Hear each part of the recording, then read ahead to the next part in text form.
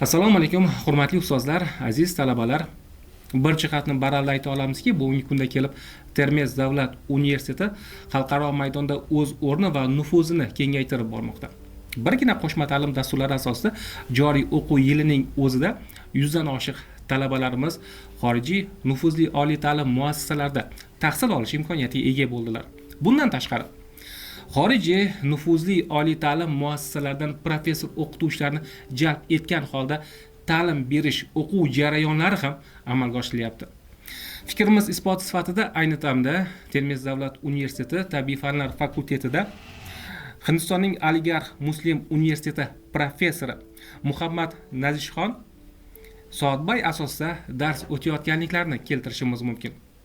Biz bugun studiyamizga Muhammad Nazishxonni taklif etdik va ularga beradigan savollarimiz, oladigan javoblarimizni sizga ham ilinish maqsadida. Avvalambor assalomu alaykum. Studiyamizga xush kelibsiz.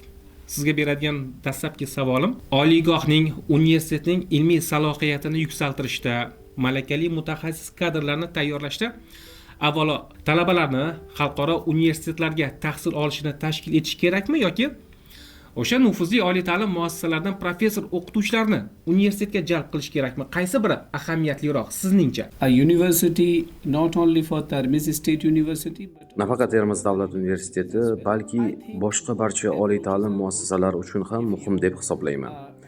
Mening fikrimcha, har ikkala yondashuv ham foydali. Eng muhim jihat shundaki, universitet bu ikki yondashuv o'rtasida asosli muvozanatni topishi kerak. Ya'ni bir tomondan talabalarni xorijiy universitetlarga yuborish, ikkinchi tomondan esa xorijiy professorlarni o'z universitetimizga taklif qilish lozim. Har ikkala holatda ham foyda mavjud, biroq xorijiy professorlar bu yerga kelib dars berganida ular fanlarni yanada batafsil tushuntiradi, aniq maqsadga ega bo'ladi hamda puxta ishlab chiqilgan o'quv dasturi va silabus asosida ta'lim beradi. Talabalar nimani qanday va nima uchun o'rganayotganini aniq biladi.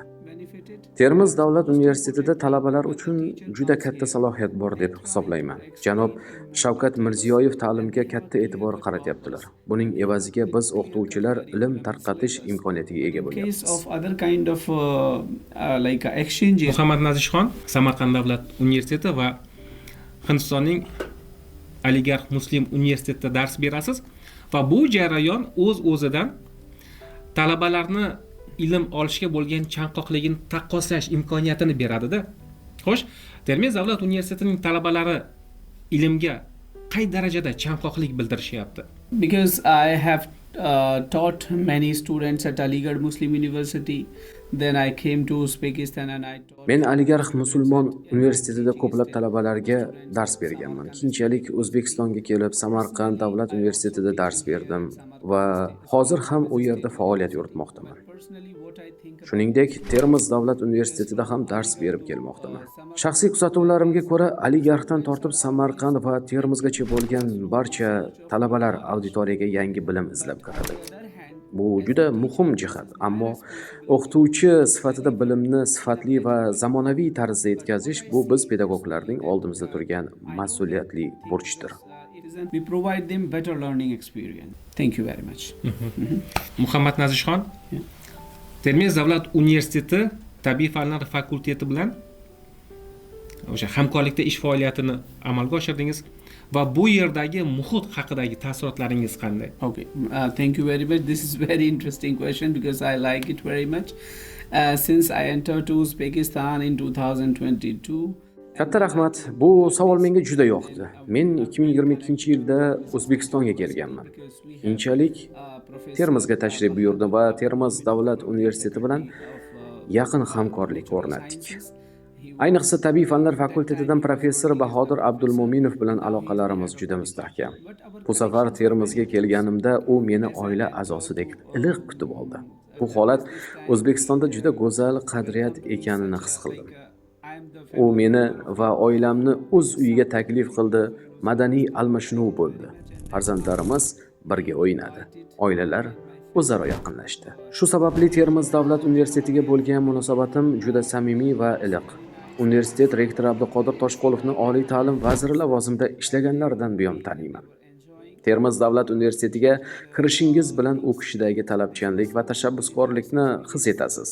Shuning uchun aytyapman, kelajakda shu universitetda ishlashni istayman deb. Bu mening ushbu universitet haqidagi samimiy fikrlarim. I express my gratitude to the rector of Termiz State University, Professor Abdul Qadir Tashkulov. So these are my feelings about the Termiz State University.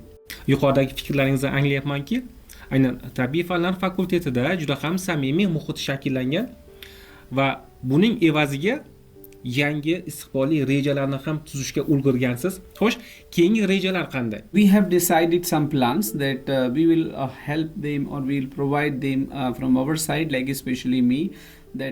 Kelishilgan rejalarimiz bor, xususan ekologiya, botanika va geografiya yo'nalishlariga ko'proq malakali xorijiy tadqiqotchilarni jalb etishda yordam beramiz. Bu orqali nafaqat talabalar, balkim mahalliy o'qituvchilarning ham malakasi oshadi. Chunki xorijiy professorni taklif qilish faqat dars berish emas, balkim ilmiy tadqiqotlar, maqolalar yozish va tajriba almashish imkoniyatini ham anglatadi. Bu esa butun kafedra va fakultetni yangi bosqichga olib chiqadi. Biz allaqachon kelajak uchun qo'shma ilmiy nashrlar rejalashtirganmiz. That we have to help them to develop the department as well as the faculty.